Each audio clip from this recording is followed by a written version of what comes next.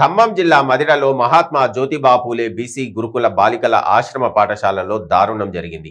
అక్కడి ప్రిన్సిపల్ 10వ తరగతి విద్యార్థినులను కర్రతో చితకబాదారు. విద్యార్థినుల శరీరంపై కమిలిన గాయాలు కనిపించాయి. కారణం లేకుండా కొట్టారంటూ విద్యార్థినులు ఆవేదన వ్యక్తం చేశారు. గత కొంతకాలంగా హాస్టల్లో భోజనం సరిగా పెట్టడం లేదంటూ విద్యార్థినులు ఆరోపించారు. కూరలు సక్రమంగా ఉండకపోవడంతో అన్నంలో నీళ్లు పోసుకుని తింటున్నామని 10వ తరగతి విద్యార్థినులు వాపోతున్నారు. పట్టించుకోవాల్సిన అధికారులు ఇటువైపు కన్నెత్తి కూడా చూడడం లేదని, ప్రిన్సిపాల్ ఇష్టారాజ్యంగా వ్యవహరిస్తూ అకారణంగా చితకబాదుతున్నదని ఆవేదన వ్యక్తం చేశారు.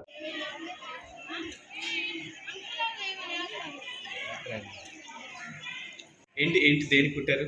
వితౌట్ రీజన్తోనే ఆ రూమ్లోకి వెళ్ళామనే కొట్టేస్తారు. కేవలం రూమ్లోకి వెళ్ళిన కేక్ కొట్టారా? ఆగండి అమ్మా, ఏం కారణంతో కొట్టారు మేడం? కొద్దిగా మీరు మీరు ఎక్కడెక్కడి నుంచి నాగేన్గూడెం నుంచి వచ్చారు.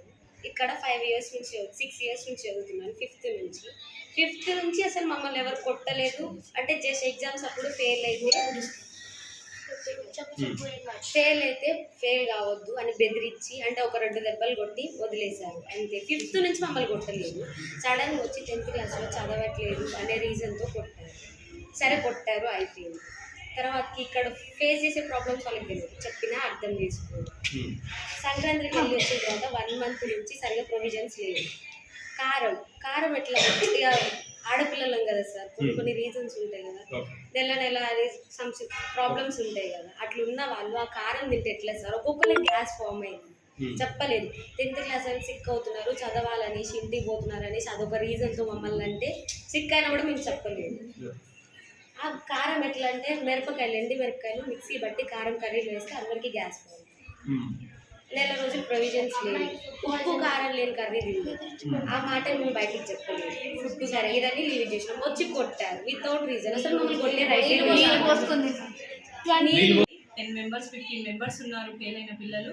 వాళ్ళతో మాట్లాడి వాళ్ళతో కొంచెం ఇంత తక్కువ మార్కులు వస్తే కష్టం అనే విధంగా వాళ్ళను ఒక్కొక్క దెబ్బ కొట్టిన విషయం అయితే వాస్తవం, కానీ ఫుడ్ విషయం కానీ అవన్నీ మాత్రం అవాస్తవాలండి.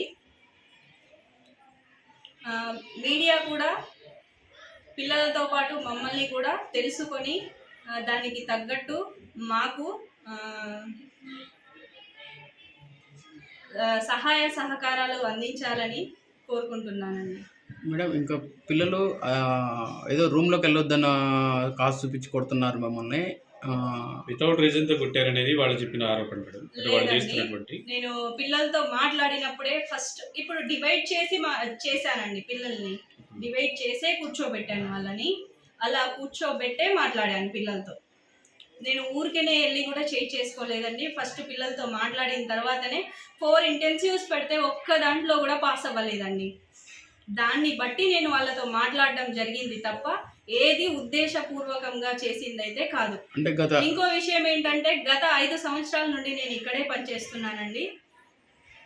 ఫస్ట్ పీజీటీగా నేను జాయిన్ అయ్యాను, ఇప్పుడు ఎఫ్ఎస్సి చేస్తున్నాను. 5 సంవత్సరాల నుండి కూడా వాళ్ళతోనే ఉన్నాను.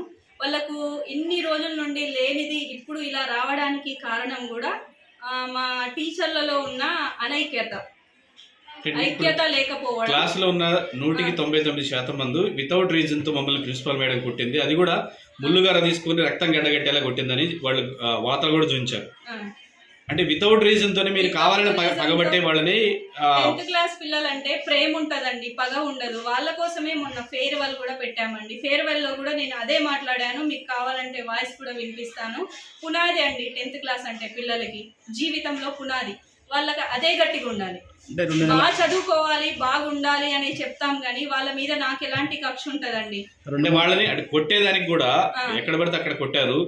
చేతి మీద ఏదైనా చెప్పాలనుకుంటే చేతి మీద కొట్టు లేకపోతే చెప్తారు, కానీ దెబ్బ చేతి మీద కొడితే వాళ్ళకి చేయి నొప్పి అని ఆ రోజు రాయడం కూడా మానేస్తారండి. అందుకనే వాళ్ళకు ఎక్కడ దెబ్బ తగలకుండా ఉండాలని షర్ట్ మీద కొట్టానండి. అది అటు ఇటు కాళ్ళు జరిపిన వాళ్ళకు మాత్రమే దెబ్బ తగిలింది, మిగిలిన వాళ్ళకి ఆ దెబ్బ కూడా తగలలేదు. షర్ట్ మీదే. ఇప్పుడు 199% మంది ఎవరు చదవట్లేదు అంటారా? ఇప్పుడు అందరూ అక్కడ అందరిని కొట్టారని చెప్తున్నారు. నేను అందరినీ కొట్టలేదు. అందరూ చదవట్లేదనే రీజనా? లేదు, నేను అందరినీ కొట్టలేదండి. 80 మార్కులకి 20 మార్కుల కంటే తక్కువ వచ్చిన వాళ్ళనే కొట్టానండి. ఫుడ్ విషయంలో కూడా ఇక్కడ సక్రమంగా ఫుడ్ పెట్టట్లేదని వాళ్ళు సక్రమంగా అంటే ఫుడ్ సరిగ్గా లేక అన్నంలో నీళ్లు పోసుకుని తాగుతున్నారని చెప్తున్నారు వాళ్ళు. ఇది అవాస్తవం అండి, పూర్తిగా అవాస్తవం. మీరు ఇప్పుడు వెళ్ళి చెక్ చేసుకున్నా, ఇంకో 10 రోజులకు వచ్చి చెక్ చేసినా నేను మీకు ఎప్పుడు సహాయం అందిస్తానండి.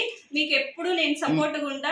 డైరెక్ట్ గా వెళ్ళి చూసినా నాకు ఎలాంటి ఇబ్బంది లేదండి. మీరు 6 సంవత్సరాల నుంచి చేస్తున్నా అంటున్నారు, ఎప్పుడో లేనిది ఇప్పుడే ఎందుకు చెప్పాల్సి వచ్చింది మన పిల్లలు? అదే అర్థం కావట్లేదండి.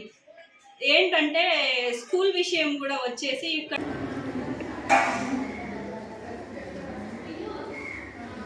ఎన్ని సంవత్సరాల నుంచి మీరు ప్రిన్సిపల్ గా నేను చేస్తున్నారు? మొన్నే వచ్చానండి.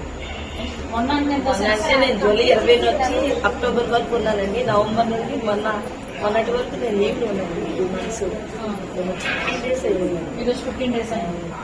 3 years గా పిల్లలకి